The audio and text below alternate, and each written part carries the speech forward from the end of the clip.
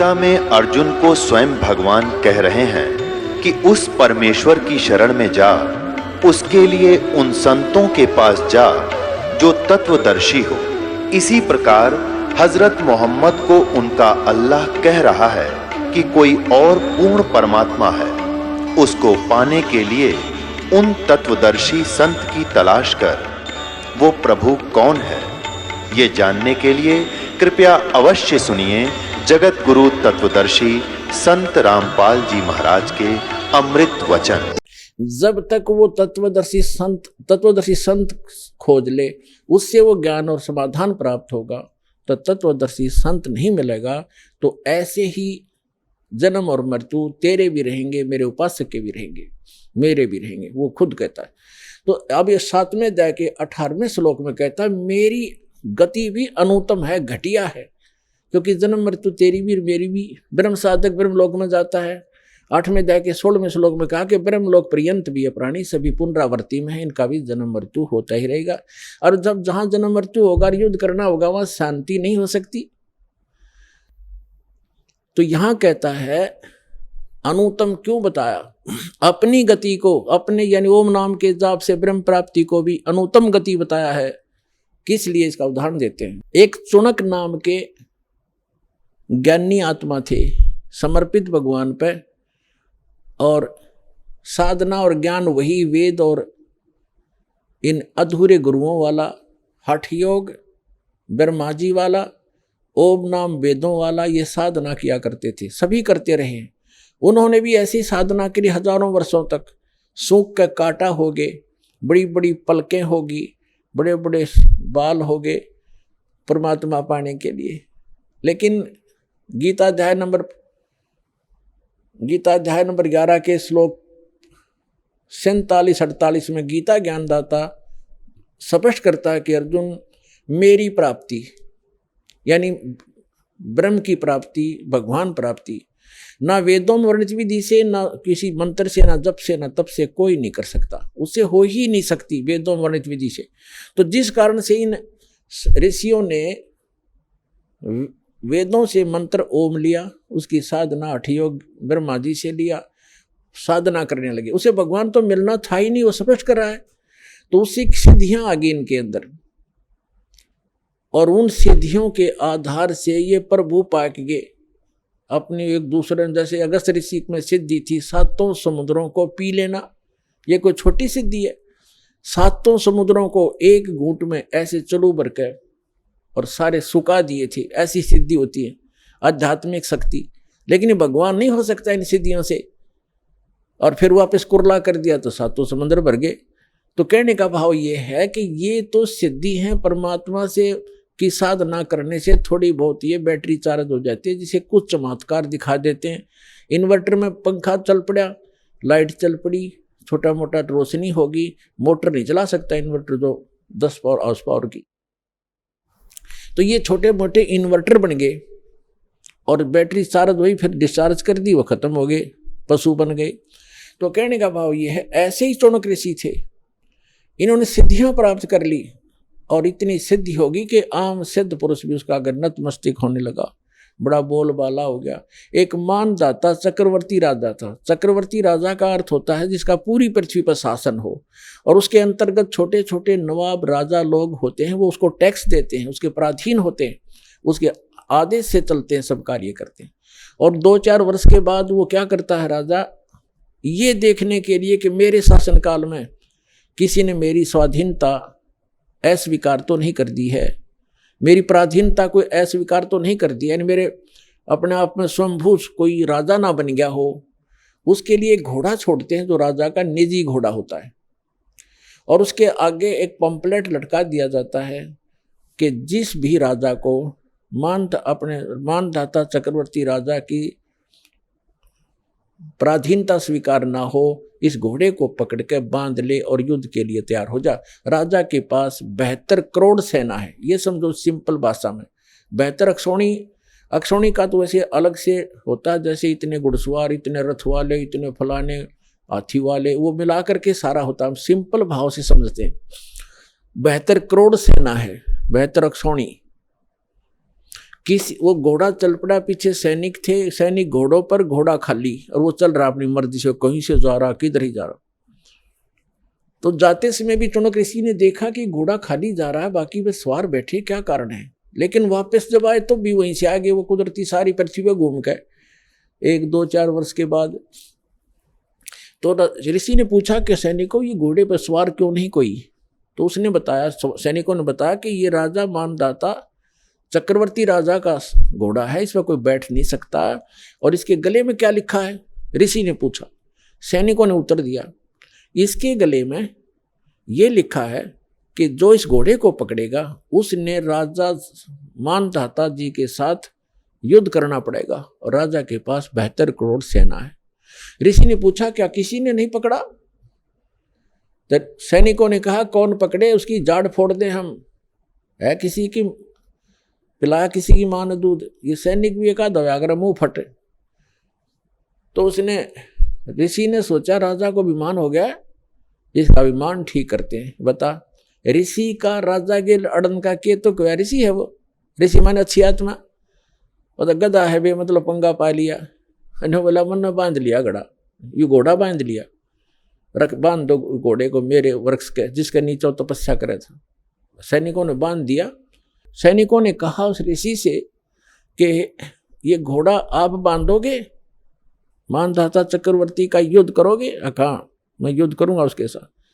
सैनिकों ने कहा, कंगले तेरे दाने खाने को नहीं, तेरी क्यों सामत आई है, चुप करके अपनी भक्ति कर, और माला फिर क्यों मरे तू, बेआई मौत क्यों मर रहा है।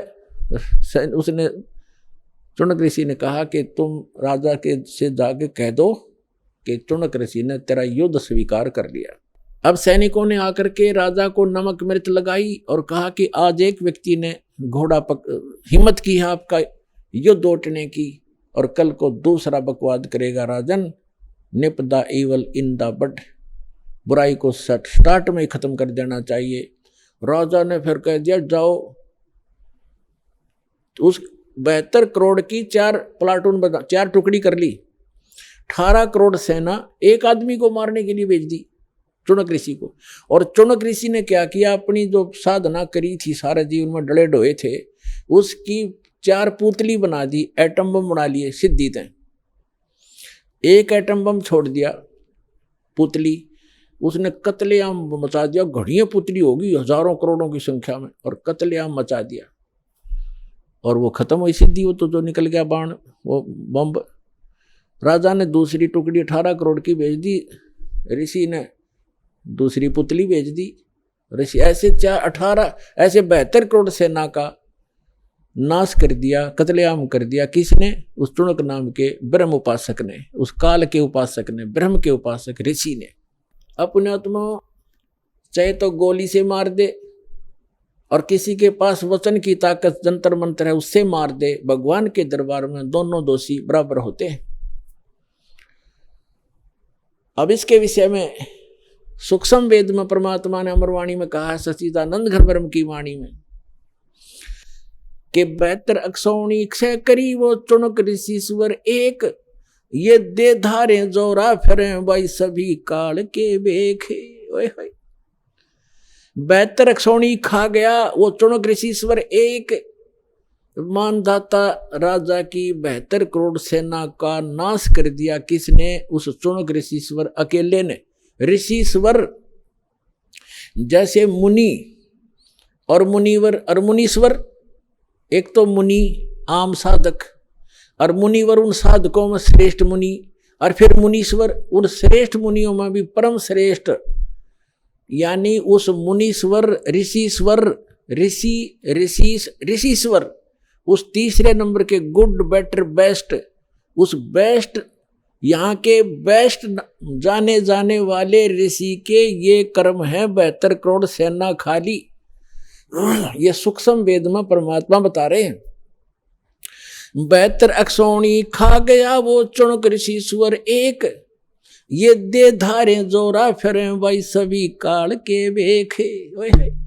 जोरा माने मौत, जरा माने बुढ़ापा, यह अंतर समझना कदे भूल जा।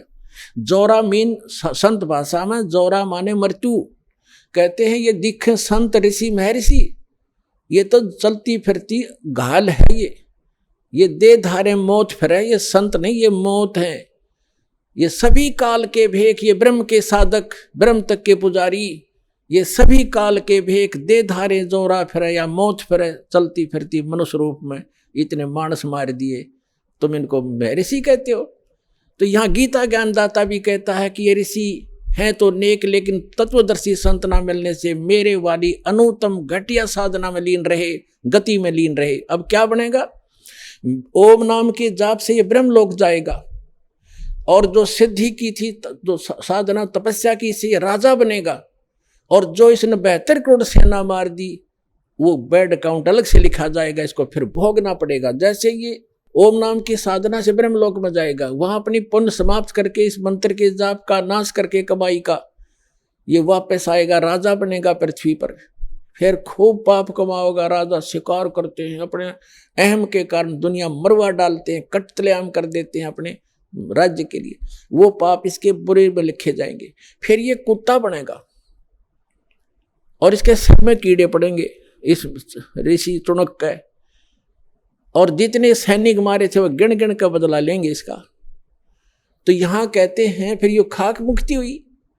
18वें अध्याय के 62वें श्लोक में कहा कि तू सर्वभाव से अर्जुन उस परमेश्वर की शरण में जा, उसकी कृपा से तो परम शांति को, सनातन परम धाम को प्राप्त होगा। 15वें अध्याय के 4थे श्लोक में कहा कि परम संत की प्राप्ति के उपरांत, तत्वदर्शी संत की प्राप्ति के उपरांत परमात्मा के उस परम पद की खोज करनी चाहिए, जहां जाने के बाद साधक लौटकर फिर संसार में कभी नहीं आते, और केवल उसी की भक्ति करो। तो यहाँ जो ब्रह्म तक के साधक हैं, इसलिए 7वें अध्याय के 18वें श्लोक में गीता ज्ञानदाता कहता है कि ये ज्ञानी है तो अच्छी आत्मा, परमात्मा के लिए समर्पित है, लेकिन तत्वदर्शी संत ना मिलने से ये मेरे वाली अनुत्तम गति में, घटिया गति में साथ लीन रहे। इनको वो संत नहीं मिला जिसकी साधना करके उस स्थान को प्राप्त कर लें जहाँ जाने के बाद साधक फिर लौटकर कभी संसार बन जाते। तो वो संत ये दास है पुण्यात्माओं, आज समझ में आ जाओ, थारा से फिर आइयो, जितना लेट आओगे उतना पछताओगे, जल्दी आओ, अपना कल्याण कराओ। बोलो सतगुरुदेव।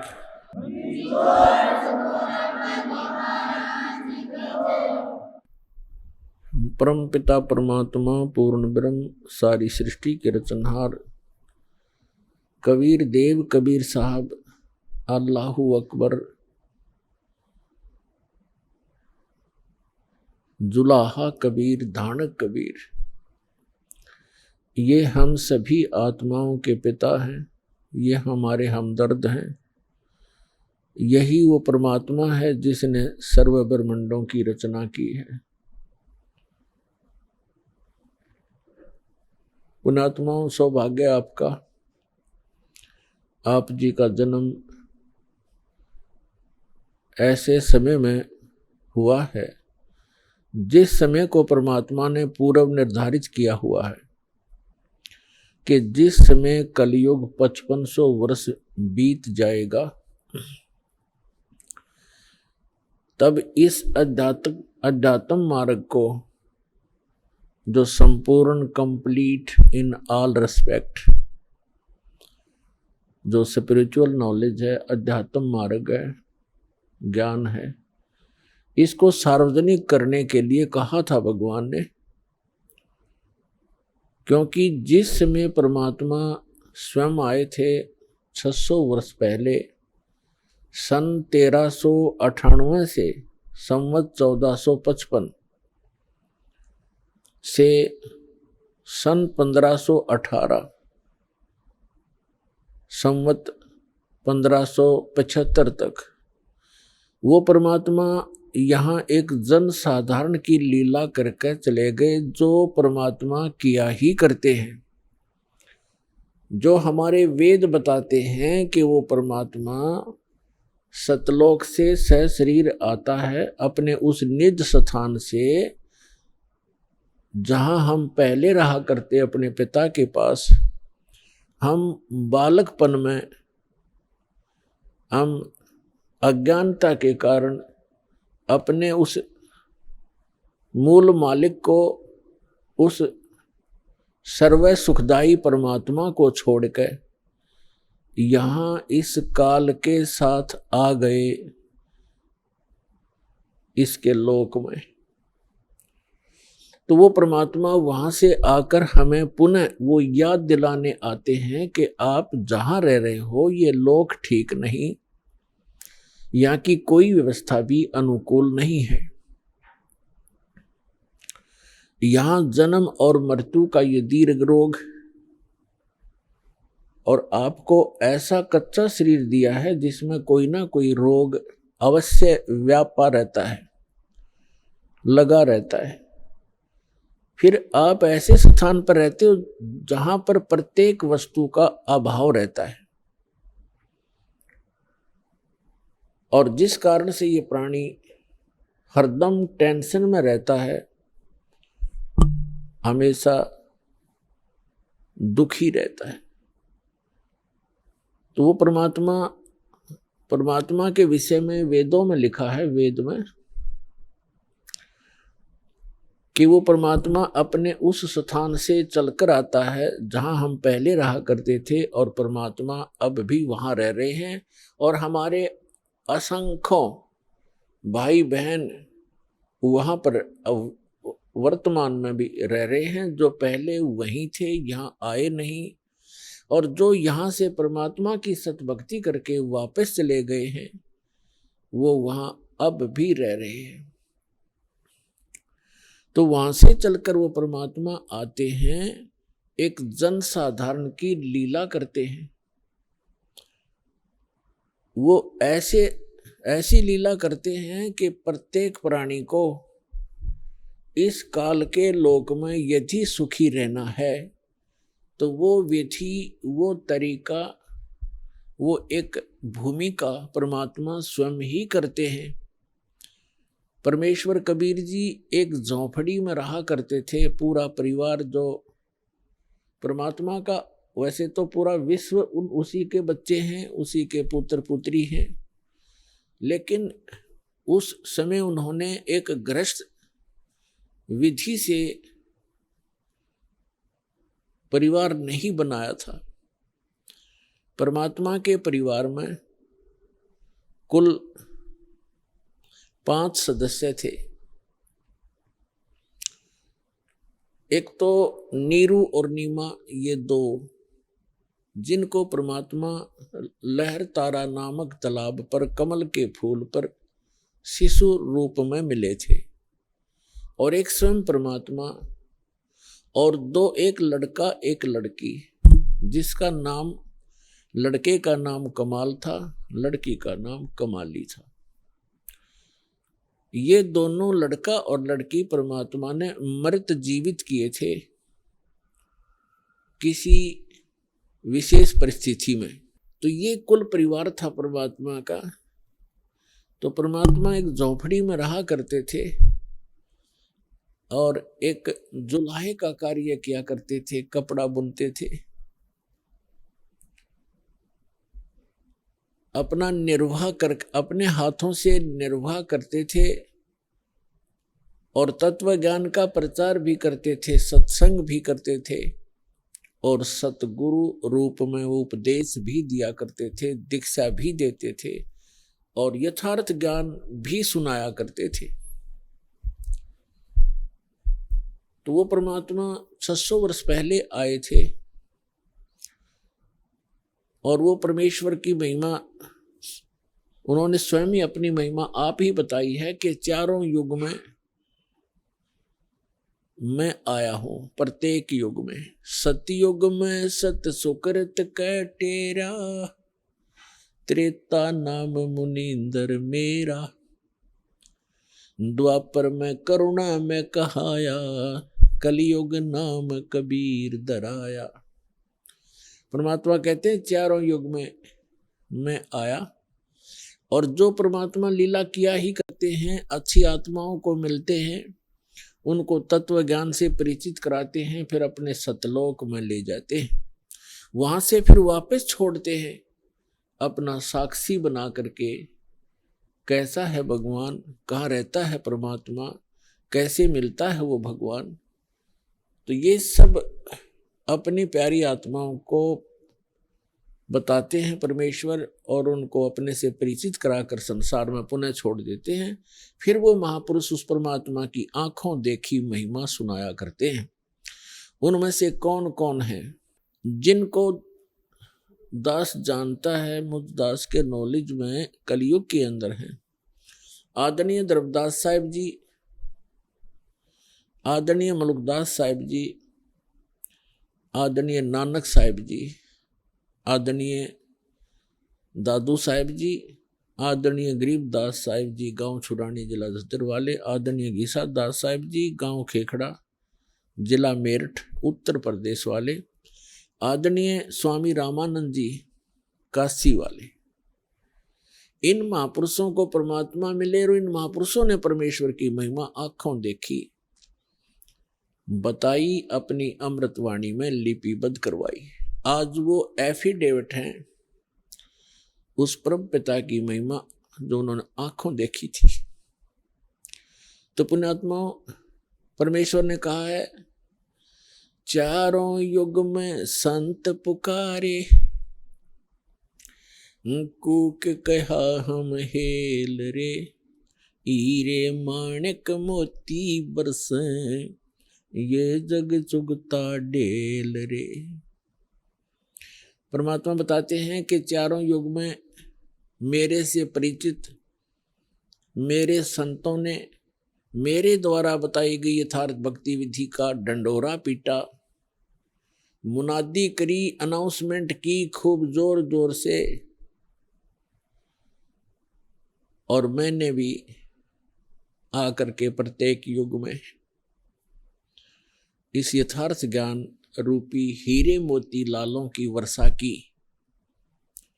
लेकिन हम पर विश्वास ना करके इन काल के दूतों, नकली आचार्यों, शंकराचार्यों और इन झूठे गुरुओं पर विश्वास करके पूरा मानव समाज वर्तमान में डले ढो रहा है, कंकर पत्थर कौड़ी इकट्ठी कर रहा है लाल के स्थान पर। अर्थात यथार्थ ज्ञान और यथार्थ भक्ति विधि ये तो है हीरे मोती और लाल यानी बहुमूल्य, इन ये हैं वास्तव लाभ देने वाले। और जो गीता अध्याय नंबर 16 के श्लोक 23 में कहा है कि शास्त्र विधि को त्याग कर जो मनमाना आचरण करते हैं, मनमानी पूजाएं करते हैं जो शास्त्रों में सदग्रंथों में विद्यमान नहीं है, तो उनको न तो कोई सुख होता है, न उनको कोई सिद्धि प्राप्त होती है और न ही उनकी गति होती है, अर्थात व्यर्थ, यूजलेस। तो जो शास्त्र विधि को त्याग कर सदग्रंथों के विपरीत साधनक है, वो परमात्मा ने बताई है कि वे डले हैं, ढेल, ढेल माने डले, कंकर पत्थर जिनकी कोई वैल्यू नहीं है। चारों युग में संत पुकारे, कूक कहा हम हेल रे, हीरे माणिक मोती बरसे, ये जग चुगता ढेल रे। पर भी लेन जात है दुनिया, हमारा ज्ञान किन्हे ना सुनिया। परमात्मा कबीर देव जी, कबीर साहिब जी बता रहे हैं कि लोक वेद के आधार से, दंत कथाओं के आधार से शास्त्र विरुद्ध साधना करते हुए ये प्राणी कुंभ के मेले का अनुष्ठान करते हैं और पर भी लेने के लिए जाते हैं वहाँ कल्याणार्थ। उसके लिए भगवान बताते हैं कि जिस तालाब या सरोवर या दरिया में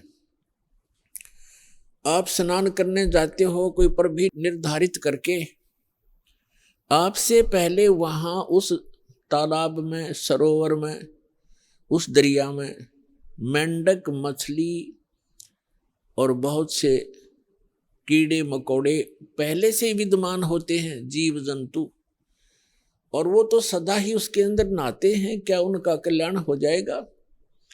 जिस प्रकार उन मेंढक और मछलियों का कोई कल्याण नहीं हो सकता, इसी प्रकार आपका भी उस पर भी में नहाने से आत्म कल्याण नहीं हो सकता।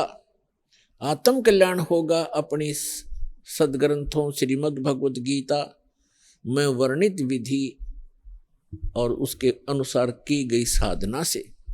और वो साधना केवल परमात्मा ही बताते हैं, क्योंकि श्रीमद् भगवत गीता में जो गीता ज्ञान दाता है वो केवल अपने सतर की भक्ति ही बता रहा है। और पूर्ण मोक्ष यदि चाहिए अर्जुन किसी भी भक्त को, अर्जुन के माध्यम से सर्व मानव समाज को संदेश दिया गया, तो उसको चाहिए कि वो तत्वदर्शी संत की खोज करे और फिर उस परमेश्वर की शरण में जावे, उसके तत्वदर्शी संत के बताए अनुसार साधना करके उस परमेश्वर की शरण में जावे, जहां जाने के बाद साधक फिर लौटकर कभी संसार में नहीं आते। और गीता ज्ञानदाता अपनी साधना बताता है कि अर्जुन तेरे और मेरे, अपनी सतीथि बताता है, अपना सामर्थ्य बताता है कि अर्जुन तेरे और मेरे बहुत जन्म हो चुके हैं, तू नहीं जानता मैं जानता हूं। श्रीमद् भगवत गीता अध्याय नंबर 4 के श्लोक नंबर 5 और 9 में, श्रीमद् भगवत गीता अध्याय नंबर 2 के श्लोक 12 में, गीता अध्याय नंबर 10 के श्लोक नंबर 2 में गीता ज्ञानदाता स्पष्ट करता है कि अर्जुन तेरे और मेरे बहुत जन्म हो चुके हैं, तू नहीं जानता मैं जानता हूं।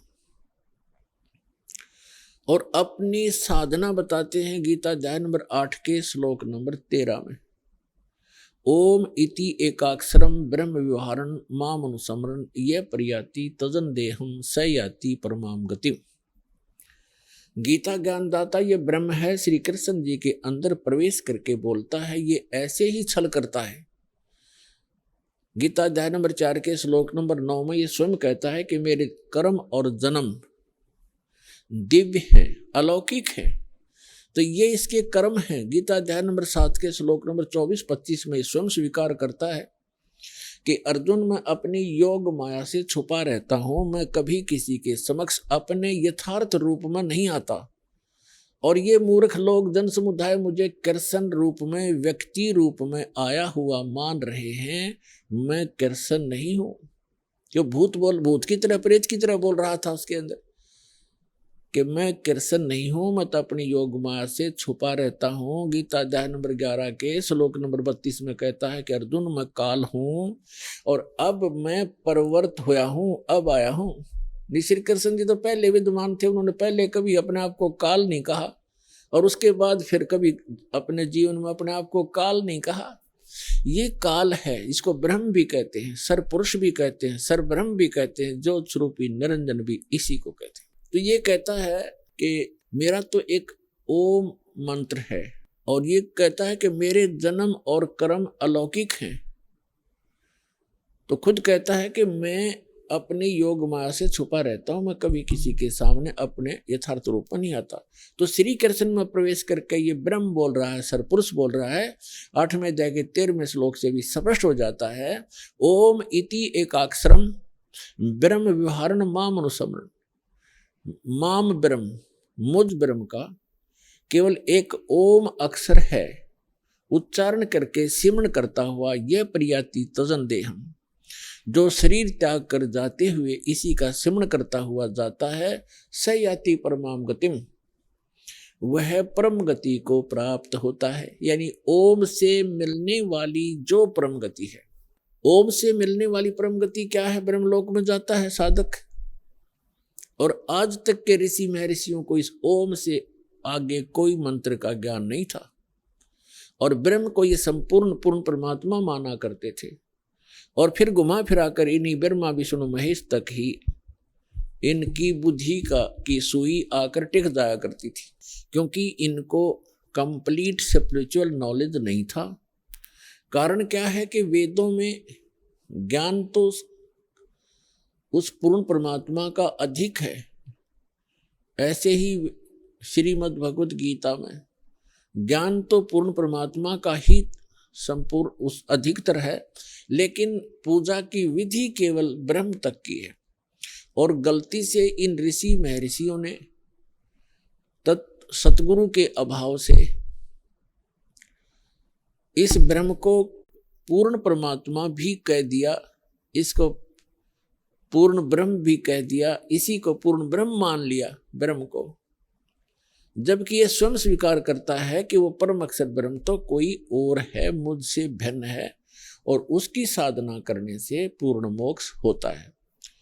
अब प्रसंग चल रहा है, भगवान ने आकर बताया है कि पर भी लेन जात है दुनिया, हमरा ज्ञान किने ना सुनिया। अपर भी लेने जाते हैं, स्नान करने जाते हैं तीर्थों पर। ये तीर्थ क्या है, ये कैसे निर्मित हुए, इसके विषय में ब्रह्म पुराण में, ब्रह्मा पुराण में बहुत विस्तृत जानकारी है, और विष्णु पुराण के अंदर भी। उसमें क्या बताया गया है कि जैसे किसी संत ने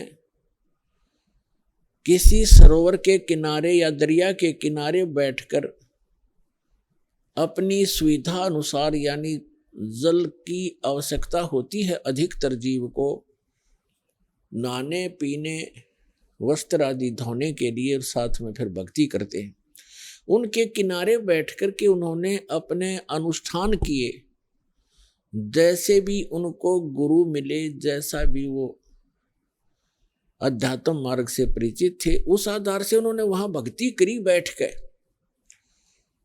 और वहां से जो साधना उन्होंने की, उस साधना अनुसार अपना शरीर त्याग करके वो चले गए उस लोक को, उस स्थान को प्राप्त कर गए जहां की उसने साधना की थी। अब बाद में उसकी यादगार में उस महापुरुष ने वहां शरीर तो छोड़ना ही होता है, उसकी यादगार बना देते हैं, और फिर बाद शेष जो जनता होती है वो उससे प्रभावित होती है, क्योंकि वो साधना करते करते अपनी उस पूंजी में से अन्य किसी को आशीर्वाद, दुआ या बद दुआ दे करके वो प्रभावित अवश्य कर लेता है, जिस कारण से वहाँ की जनता, आसपास की जनता उस साधक से बहुत प्रभावित हो जाती है। उसके बाद उसकी मृत्यु के उपरांत वहाँ एक उसकी समाधि बना देते हैं, वहाँ पूजाएं शुरू कर देते हैं, और फिर उसको वहाँ उसके मत्था टेकने लग जाते हैं, और उसको तीर्थ नाम दे दिया जाता है। अपुणात्मा परमात्मा ने आके ये निष्कर्ष दिया है कि जैसे अमरनाथ कैसे बना, अमरनाथ की स्थापना कैसे हुई, ये कैसे वेल नोन हुआ, सुप्रसिद्ध क्यों हुआ। भगवान शिव ने पार्वती जी को ये अनमोल मंत्र दिया था जिससे मोक्ष संभव है, और वो कौन सा मंत्र दिया था, जो 5 नाम का ये दास आपको देता है। प्रथम मंत्र में बीच बीच के जो 5 मंत्र हैं, ये शिव जी ने इस मंत्र का ज्ञान था, और इसी को ये अमर मंत्र मानता था। एक तो पुण्यात्मा हमें कंप्लीट स्पिरिचुअल नॉलेज ना होने से, संपूर्ण अध्यात्म ज्ञान ना होने से, हम इन नकली संतों के द्वारा घने भ्रमित हो गए।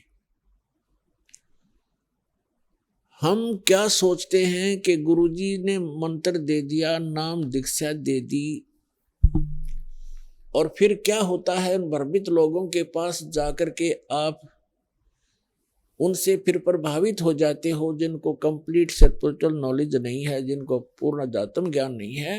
तो वो क्या पूछते हैं आपसे कि आपने दीक्षा ली है वहां से, बरवाला से, कितने दिन हो गए, 1 महीना, 2 महीने, 1 वर्ष, 2 वर्ष, जैसा भी जिसको। फिर वो पूछते हैं क्या आपको भगवान दिखाई देते हैं, भगवान के दर्शन होते हैं।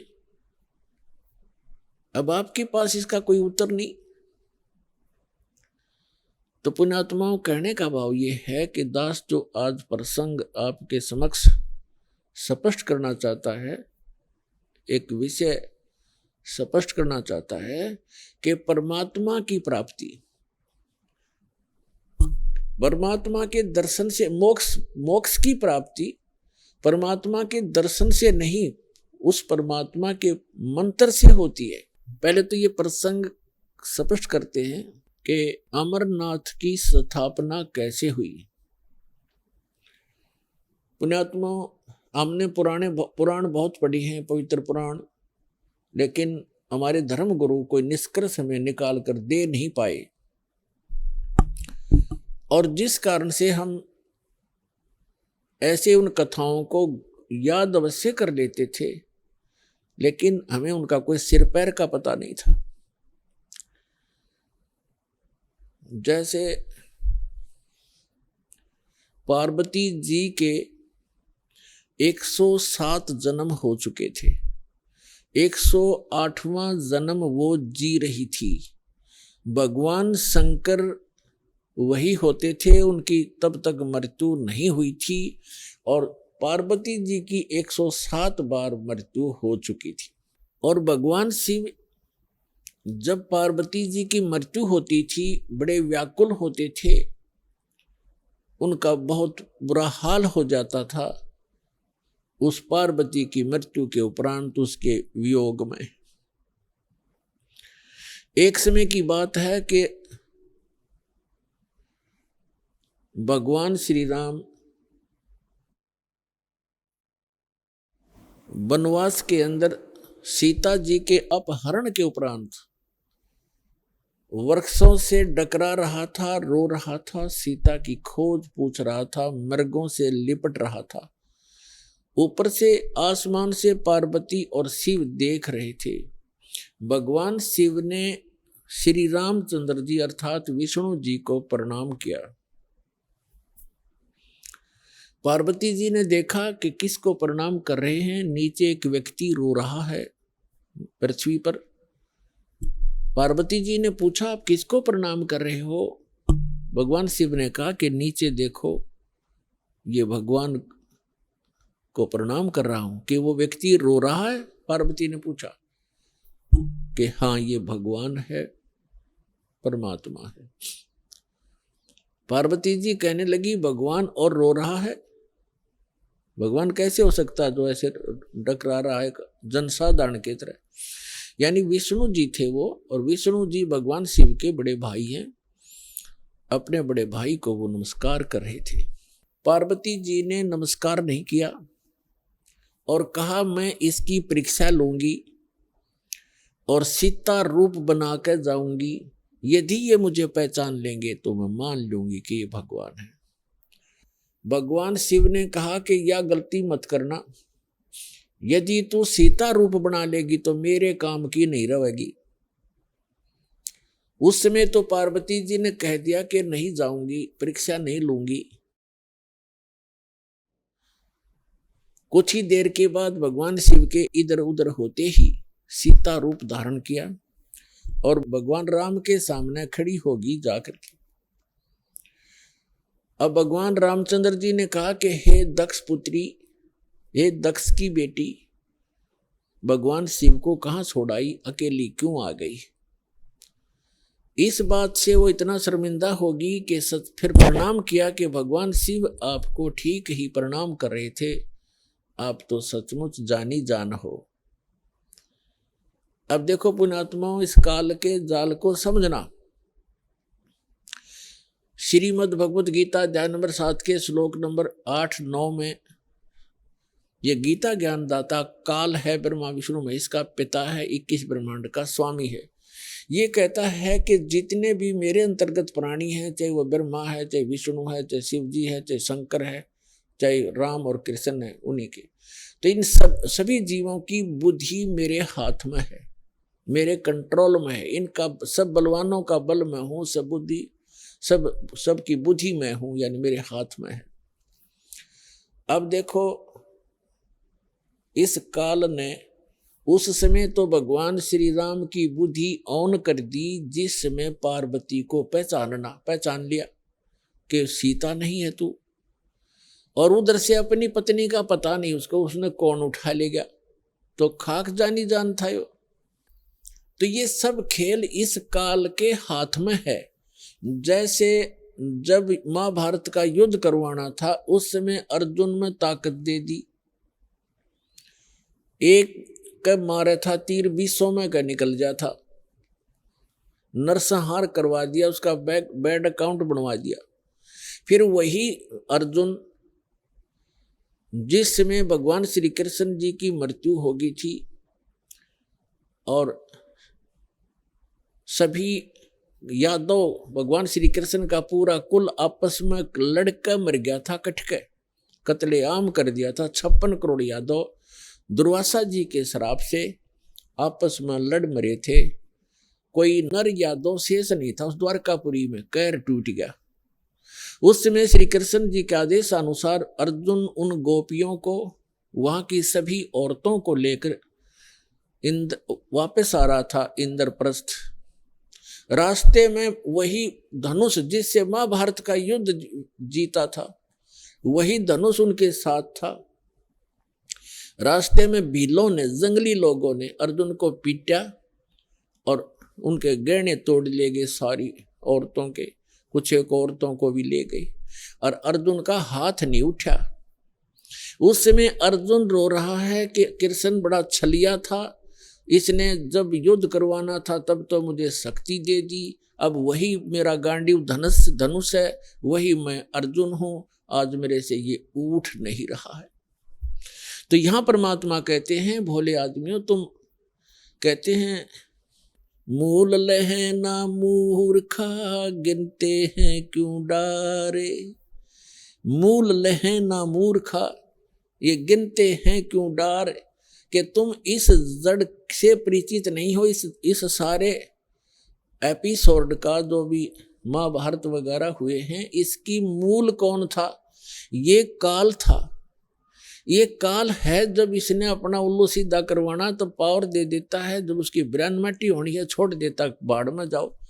तो अर्जुन खड़ा खड़ा पिट रहा है।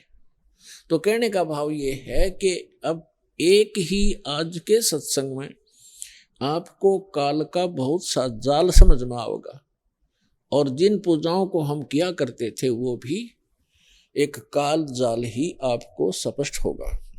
अब क्या हुआ, पार्वती जी वापस आ गई कैलाश पर्वत पर अपने महल में। उधर से भगवान शिव की बुद्धि खोल दी काल ने, और उसके मन में ये पक्का हो गया कि यह अवश्य परीक्षा लेकर आई है। भगवान शिव ने पूछा कि पार्वती परीक्षा ले आई?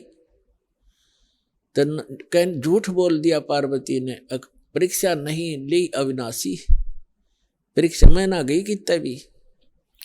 तो भगवान शिव की वह बुद्धि खोल दी, उसने देखा वो अपनी दिव्य दृष्टि से सचमुच ये जाके आई है। तो भगवान शिव ने पार्वती जी से पति पत्नी का नाता तोड़ दिया, रहते वहीं पर, लेकिन उनसे वो पति पत्नी वाला व्यवहार बंद कर दिया। वो जान गई अपनी गलती से कि मेरी गलती से सारा काम हुआ है। भगवान शिव ने बताया कि आपने मेरी मां का रूप बना लिया,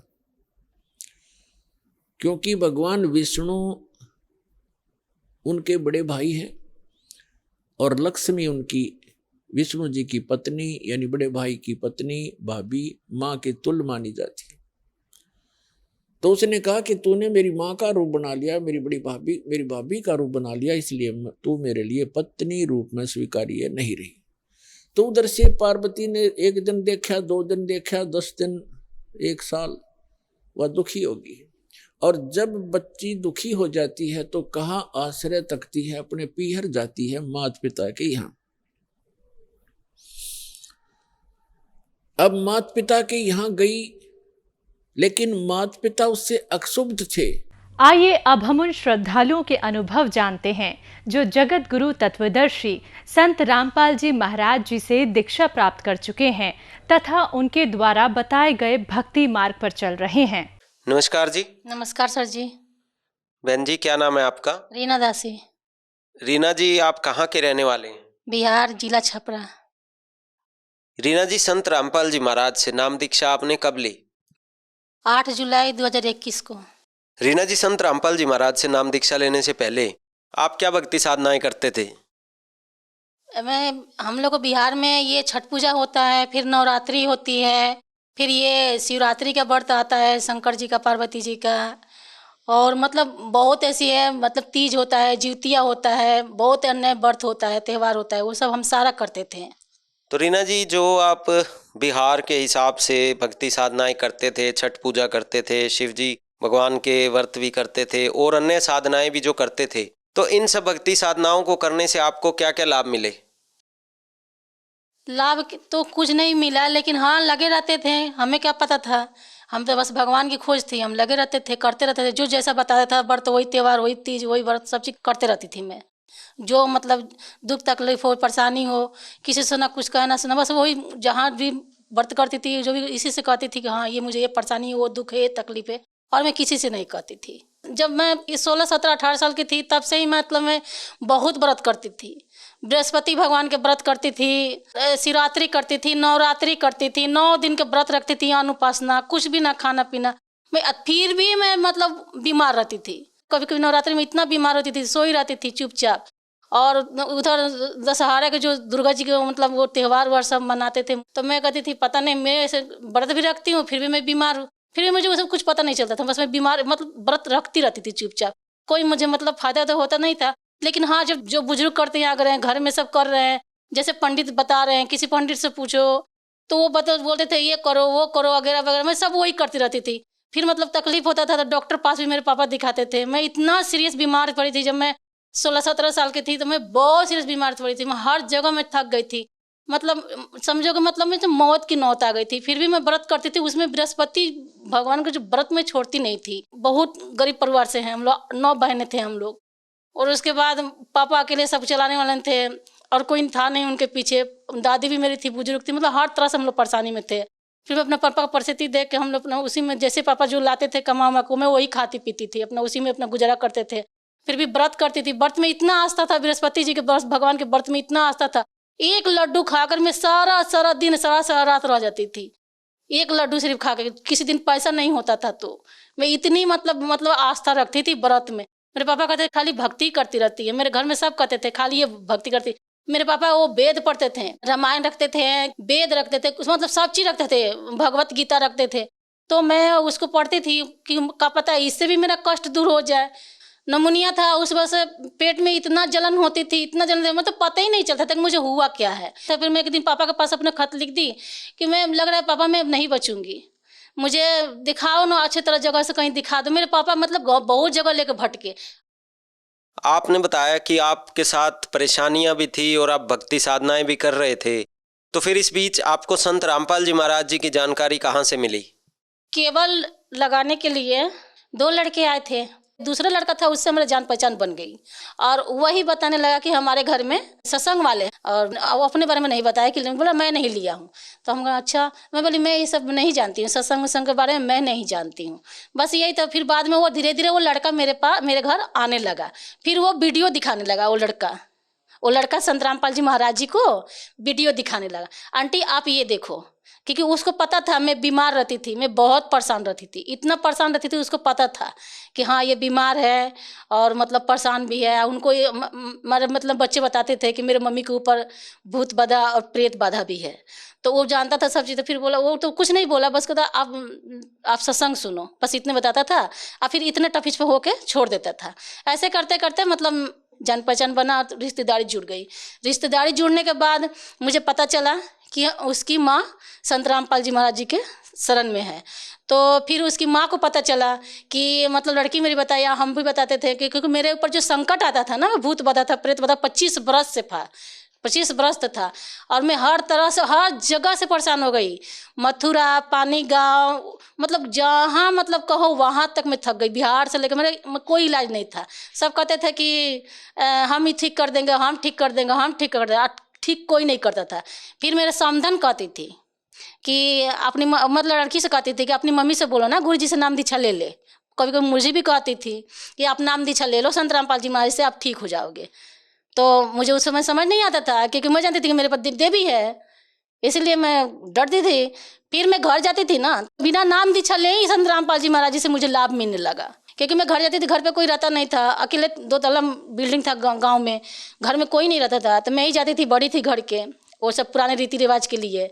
और रात भर में मतलब सब सो जाते थे, पर मैं रात भर नहीं सोती थी, जगी रह जाती थी, क्योंकि आंख बंद करती तो मेरे कुछ दिखाई देता रहा था और डर लगता था। मैं अपने पति से बोलती थी तो फिर वो कहीं से दिखा सुना कर लाते, फिर भी कोई फर्क नहीं पड़ता था। तो याद पड़ा कि मतलब कहते हैं ना संत रामपाल जी महाराज जी ना, उनके सत्संग सुन लेते हैं, सत्संग सुनने में क्या दिक्कत है। तो फिर मैंने उनको सत्संग सुनना शुरू कर दी। तो मैंने एक दिन सत्संग सुनी ना, तो मेरे को डर कुछ भी नहीं लगा, मैं सो गई बिना नाम दीक्षा लिए ही, मतलब मैं सत्संग सुन रही थी, मैं सो गई। फिर मेरे को लत लग गई, तो फिर मतलब मैं सिर्फ उनका सत्संग सुनते सुनते मैं सो जाती थी, मेरे को इंटरेस्ट बन गया। फिर मैं अब मैं तो नाम दीक्षा लूँगी। मेरी लड़की को सास ने बुक दी मुझे, गीता तेरा ज्ञान अमृत, काफी टाइम रखा मेरा लड़का पढ़ चुका था, फिर साथ में ले गया लड़का, तो फिर हम गए नाम दीक्षा लिए। संत रामपाल जी महाराज जी से हमने नाम दीक्षा ले ली 8 जुलाई 2021 को। तो बहन जी, आपने बताया कि आपने 2021 में संत रामपाल जी महाराज से नाम दीक्षा ली। उससे पहले आपके परिवार में बहुत परेशानियां थी, आपके साथ भूत प्रेत की बाधा थी, आप बहुत ज़्यादा जगह पर जाकर इलाज भी करवा चुके थे, घूम चुके थे मंदिरों में, लेकिन आपका इलाज नहीं हो रहा था, आपकी परेशानियां दूर नहीं हो रही थी। फिर जब संत रामपाल जी महाराज से नाम दीक्षा लेने के लिए आपके बच्चों ने कहा, आपकी समदन ने कहा, और उनके काफ़ी कहने के बाद आप संत रामपाल जी महाराज के आश्रम में जाकर नाम दीक्षा लेकर आए, तो क्या उसके बाद आपके दुख दूर हुए? सर जी, वही तो मैं बता रही हूँ, जब मैं संत रामपाल जी महाराज जी को सिर्फ आश्रम में हम गए जहाँ नाम दीक्षा देते हैं, वो सेंटर है, मैं वहाँ गई, अंदर घुसी और वहाँ नाम दीक्षा ली, और नाम दीक्षा लेते वहीं संकट आ गया, बहुत बेजोर, इतना बेजोर आया कि मतलब इतना जोर आया कि हम क्या बता रहे, बाप कहाँ आ गई कहने लगा, आवाज़ लगाने लगा, सतगुरु के शरण में आ गई, सतगुरु से तो सच्चा भगवान है, तो सच्चा भगवान है, तू कहाँ आ गई आ करके पूरा चिल्लाने लगा, और चिल्ला के मतलब काफ़ी टाइम थोड़ा सा परेशान किया। वहीं आपका कहने का मतलब है कि वहाँ पर वो भूत जो आपको परेशान करता था वो वहीं आ गया जहाँ पर आपने नाम दीक्षा ली, और वो ये कहने लगा कि सच्चे सतगुरु की शरण में आप आ गई। हाँ जी, वो बोलने लगा कि ये कहाँ आ गई, ये तो सच्चा सतगुरु है, ये तो भगवानों का भगवान है, सच्चा भगवान है, सच्चा सतगुरु है, तेरे को कौन बता दिया, तू क्यों आ गई यहाँ पर, वो चिल्लाने लगा। तो वो संत रामपाल जी महाराज जी के बारे में बात कर रहा था कि संत रामपाल जी सच्चे सतगुरु हैं? संत रामपाल जी महाराज जी के ही बारे में बता रहा था कि वो सच्चे सतगुरु है। फिर वो संकट वहीं माथा टेक दिया। सिर्फ गिनती के हिसाब से 14 महीना हुआ है नाम दीक्षा लिए हुए, लेकिन लाभ मुझे इतना हुआ है कि मैं जितना कहूँ उतना कम है, लेकिन मैं शॉर्टकट में बताऊंगी। एक तो लाभ हुआ कि मैं 25 बरस से परेशान थी, बहुत परेशान थी, मतलब जितना कहो उतना कम। ये जो आप लोगों का और पता होगा तो ये बसई जो होता है ना, हरियाणा में जो दिल्ली में एक बसई है, यहाँ पे रेलवे स्टेशन, वहाँ मैं जाती थी आत्महत्या करने के लिए। मैं इतनी परेशान रहती थी पहले। मेरे बच्चे और मेरे पति आगे पीछे डोलते रहते थे कि कहीं ये जाके कट ना जाए, क्योंकि मैं किसी से कहती नहीं थी। और मेरा ये जो माथा के जो दिमागी हालत था ना, ये भी खराब था भीतरे भीतरे। मैं किसी से बताती नहीं थी, कहती नहीं थी, क्योंकि मुझे दुख की वजह से सबने टॉर्चर किया। जिसको जो मुँह उठा के बोलना था वही बोल देता था, क्योंकि इंसान के जैसे शरीर में जब दुख होता है तो कहाँ जाएगा। भूत प्रेत का बाधा आता है तो वो तांत्रिक पास जाएगा, और बीमारी होता है तो डॉक्टर के पास जाएगा। तो इसी तरह मेरे को भूत प्रेत के बाधा था तो मैं तांत्रिक पास जाती थी। जो खुद दुखी हो दूसरों को दुख क्यों पहुँचाएगा, वो दूसरों को क्यों पहुँचाएगा दुख। तो फिर क्या कहते थे मेरे अपने कि ये डायन है, अपने बच्चों को मना करने लगते थे, इसे बात मत करो। मतलब बहुत से, मतलब सबके दिमाग में बैठ गया था। उनको उन लोगों पर कोई परेशानी भी आता था ना तो मेरा ही नाम लेते थे। ऐसे कह के मुझे बहुत टॉर्चर होने लगा। मैं यहाँ तक ले कहना तो नहीं चाहिए, जिस माँ ने मुझे जन्म दिया है अपने कोख से, वो भी मुझे डायन कह दी। मैं सबके सुनती रहती थी, किसी को मैंने जवाब नहीं दी। संत रामपाल जी से मैं नाम दीक्षा जब ली, उसके बाद 25 वर्ष जो मैं परेशान थी, सबसे बड़ा लाभ मुझे वो मिला। दूसरा लाभ ये था कि मैं बवासीर की बीमारी से परेशान थी, बहुत परेशान थी, बहुत परेशान। ऑपरेशन कराने के बाद भी मैं लास्ट में ऑपरेशन कराने का नौबत आ गया। ऑपरेशन कराई, उसके बाद भी मेरे को कोई फ़ायदा नहीं मिला। 2-3 महीना वही दवाई खाई और उसके बाद फिर ब्लड आने शुरू हो गया मेरे को। संत रामपाल जी वैसे में जब नाम दीक्षा ली ना तो ये बवासीर भी ठीक हो गया मेरा। 2 लाभ तो ये हुआ, एक लाभ और हुआ, तीसरा लाभ कि मेरा लड़का का बवासीर था, वो भी लैट्रिन के मतलब इतना ब्लड आता था कि मतलब दवाई लेते थे तो थोड़ा सा गैस की जब तक रहता था दवाई के रुक जाता था, फिर वही हालत रहता था उसका। वो भी नाम दीक्षा लिया संत रामपाल जी महाराज जी से, तब से उसका ब्लड वलड आना बंद हो गया, सब चीज़ खाता है, वो भी ठीक हो गया। फिर मेरे घर वाले को शुगर था और मतलब बहुत परेशान रहते थे, वो शुगर उगर था, तो वो भी नाम दी लिए, वो भी ठीक हो गया। फिर मैं अभी की बात फिर बताती हूँ कि मतलब मैं घर में ही इतनी सीरियस गिरी थी, घर में ही जब मैं उनसे नाम दी छले ली, मैं अभी की बात बता रही, ज़्यादा दिन नहीं हो रहा है, मुश्किल से 2-3 महीना होता होगा। मैं इतनी सीरियस गिरी थी, इतनी सीरियस कि मतलब जैसे कुछ अगर पक्का पे कुछ गिरता है ना तो चनक जाता है, मतलब धरती चनक जाता है, उस तरह से मैं इतना सीरियस गिरी थी कि मेरा हड्डी पूरा चनक गया था, कड़क गया था पूरा। और वो जो बीन होता है ना, बीन जैसे मतलब दूध वगैरह वगैरह रखते हैं, उसी के कोर पे मैं गिर गई और बैठ गई, उस पर बैठ ही गई। इतना तेज से मुझे चोट लगा, पूरा हड्डी थमस गया। मैं तो सोची कि अब तो गया, लेकिन मैंने संत रामपाल जी महाराज जी को नाम दी छले रखी थी और उनकी मर्यादा में रहकर भक्ति भी कर रही थी। मेरे मुँह से यही निकला कि जय हो बंदी छोड़। मैं गिरी तो इतना निकला, और मतलब मैं 1 पैसा का दवाई कुछ नहीं, 1-2 दिन हल्का सा मतलब वो हुआ, उसके बाद पूछू पता चला नहीं मुझे। और भी लाभ ऐसा हुआ कि मेरे घर वाले मांसाहारी बहुत करते थे, और हम भी करते थे, मेरे बच्चे भी करते थे। गुटखा खाते थे, तम्बाकू खाते थे और मांसाहारी करते थे। मांसाहारी तो ऐसा करते थे कि हम क्या बताएं, बहुत करते थे। फिर जाके हम मना करते थे तो लड़ाई भी हो जाता था। आज जब से मैंने नाम दी छली संत रामपाल जी महाराज जी से, और वो भी लिए, अभी तो फिलहाल वो गुटखा तो कुछ भी नहीं खाते हैं जब से नाम दी छली है, तो वहाँ ना ही तम्बाकू खाते हैं। और मांसाहारी के बारे में क्या बोलते हैं कि ज़्यादा मत बोल, मैं पलट के देखता भी नहीं, मैं पलट के देखने का मन भी नहीं करता है। अब इससे बड़ा लाभ क्या बताऊँ। तो बहन जी, आपने बताया कि संत रामपाल जी महाराज जी से नाम दीक्षा लेने से पहले आपका जीवन जो था बहुत संकटों से जूझ रहा था, और संत रामपाल जी से नाम दीक्षा लेने के बाद आपकी ज़िंदगी में खुशहाली आ गई। हर तरह से मानसिक, शारीरिक और आर्थिक रूप से आपका जो जीवन था वो बहुत सुखमय हो गया। तो जो श्रद्धालु आज आपको देख रहे हैं, उन्हें आप क्या संदेश देना चाहेंगे? संदेश देने को तो हक नहीं है, लेकिन मैं हाथ जोड़ के जरूर प्रार्थना करूँगी कि बाहर की दुनिया में कुछ नहीं रखा है, और आप जो कर रहे हो ये जरूर पता करो कि ये गलत है कि सही है, शास्त्र के विरोध है कि शास्त्र के अनुकूल है। हमें तो कहने नहीं आ रहा, उतना मैं पढ़ी लिखी नहीं हूँ, लेकिन हाँ मैं इतना पढ़ी हूँ कि अपने सरदंत खोल के ज्ञान गंगा पुस्तक है, जीने की राह पुस्तक है, जो भी पुस्तक है संत रामपाल जी महाराज के द्वारा लिखित हुए पुस्तक है, उस पुस्तक को और अपनी जो हिंदू धर्म के श्रीमद् भगवत गीता होता है, वेद होता है, जो कुछ भी है, उससे हम मिला सकते हैं कि ये सही क्या है, गलत क्या है। तो हमने सब खोल के देखा है, हम भी ज़्यादा तो नहीं देखी, लेकिन 1-2 वर्ड में देखी हूँ श्रीमद् भगवत गीता में कि कुछ और लिखा है, ये हो कुछ और रहा है।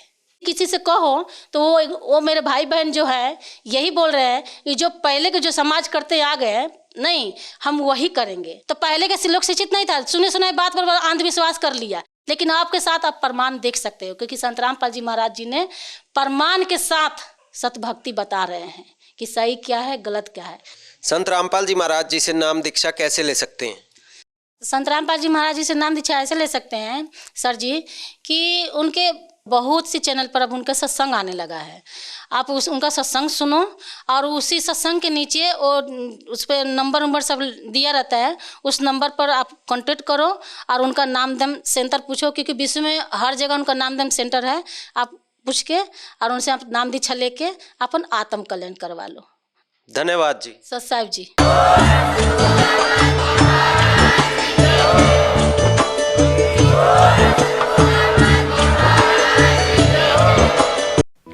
आप सुन रहे थे जगत गुरु तत्वदर्शी संत रामपाल जी महाराज के मंगल प्रवचन। अधिक जानकारी के लिए संपर्क करें।